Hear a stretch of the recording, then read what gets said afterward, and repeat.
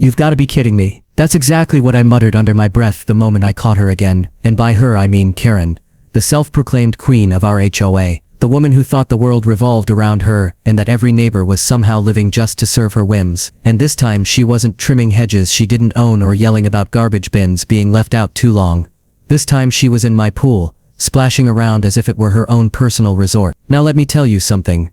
This pool isn't some community pool or neighborhood amenity, it's my private pool, built with my own money after years of hard work, fenced, gated and secured. But ever since Karen got a peek at it during one of those annoying called HOA inspections, she acted like it was a public utility. At first I thought maybe I was imagining things, because when you come home from work and see tiny signs like wet footprints on your deck, or find towels missing, or worse, see random floating toys that clearly weren't yours, your brain doesn't automatically jump to crazy HOA lady broke in and used my pool. But after the third or fourth time the evidence was too obvious to ignore. One Saturday morning, I actually saw her leaving, hair dripping wet, walking away like nothing had happened, and that's when I confronted her. "Karen," I said, "this is private property. You can't just sneak in and use my pool whenever you feel like it." And do you know what she said to me? With the most smug grin plastered on her face she replied, "Well, HOA handbook clearly states that all neighborhood amenities should be shared equally. You're being selfish by hogging it for yourself." I couldn't believe the audacity. My jaw almost hit the ground. I told her flat out,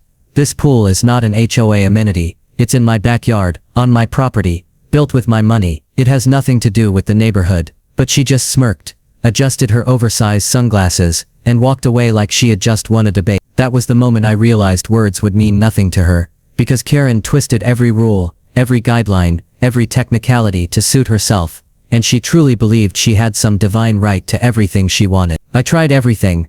I added stronger locks, installed cameras around the pool area, even raised the fencing so high that you'd think no one would ever bother to climb over it. But Karen always found a way. It was like a game for her, sneaking into my pool while I was at work or out running errands. And every single time, I'd come home to cloudy water filled with sunscreen oils, dirt, and even snack wrappers that she couldn't be bothered to throw away. My patience was running thin, but I refused to let her win. I wasn't going to be bullied into giving up something I worked hard for. That's when the idea hit me. Something I remembered from my college days. A prank we pulled on a friend who thought it was funny to jump into our dorm pool without asking. We used a harmless pool dye that reacted to movement in the water, turning it into a bright, embarrassing color. And that's when my plan was born. But I wasn't going small. No, with Karen, small wouldn't work. I ordered 50 gallons of bright blue pool dye, safe, non-toxic, but impossible to ignore once activated. Late one night, after making sure the neighborhood was asleep, I poured it all into the pool, mixing it carefully so it wouldn't show on the surface. The water sparkled under the backyard lights, looking as normal and inviting as ever. But the moment someone disturbed it, it would explode into the most shocking inky shade of blue you'd ever seen. I remember standing there, looking at the pool, and whispering to myself, "Let's see how you like this, Karen." And the very next day, right on schedule, she made her move. Just after lunchtime, I saw her through my kitchen window, carefully so it wouldn't show on the surface. The water sparkled under the backyard lights, looking as normal and inviting as ever. But the moment someone disturbed it,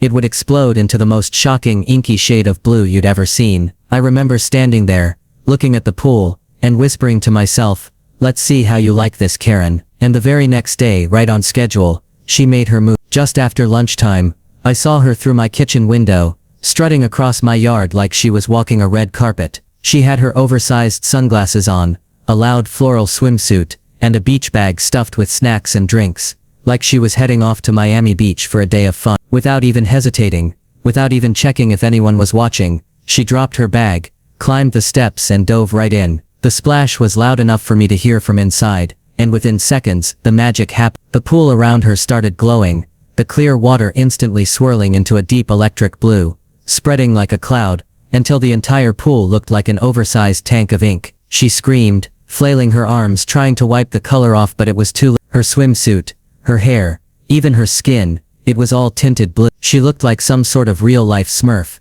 and I had to bite my lip to keep from bursting out. And Karen stomped out of the pool, dripping blue water across my deck, looking like an angry Smurf, straight out of a cartoon, and she was furious beyond words. "What did you do to me?" she screamed, her voice echoing through the neighborhood.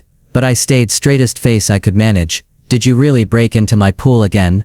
That dye is a special chemical that reacts to people who aren't supposed to be in there. The look on her face was priceless, a mix of rage and confusion, as if I had just revealed some magical curse that only she had triggered. You set me up, she shouted, pointing at me with her blue-stained finger, but I simply shook my head and replied, no Karen, you set yourself up. You weren't invited, you trespassed, and now the dye makes it obvious. She wrapped herself in a towel and tried to storm off, but just then fate decided to turn the tables even harder on her, because a couple of neighbors happened to be walking their dog right past my house. They stopped dead in their tracks, staring at the scene in disbelief. Karen, the HOA president, dripping, glowing, completely blue from head to toe, one of them gasped, then quickly pulled out their phone and hit record. Karen, what happened to you? The neighbor asked with a smirk, and I could see realized her humiliation was now being captured on camera. She barked back, it's none of your business, but the damage was already done, and within minutes, that clip was racing through the neighborhood group chat. The entire block was laughing about Blue Karen, the self-appointed HOA tyrant who got caught trespassing. People added captions, memes and jokes, some even saying it was karma finally catching up with her, after years of bullying everyone about lawn heights, mailbox colors and parking spots. That evening, Karen tried to flip the script. She called for an emergency HOA meeting, insisting I had endangered her with dangerous chemicals, but the board wasn't buying it. By then, the video had spread too far, and everyone had already seen the truth. She wasn't a victim, she was a trespasser who got what she deserved. One neighbor stood up and said exactly what everyone was thinking,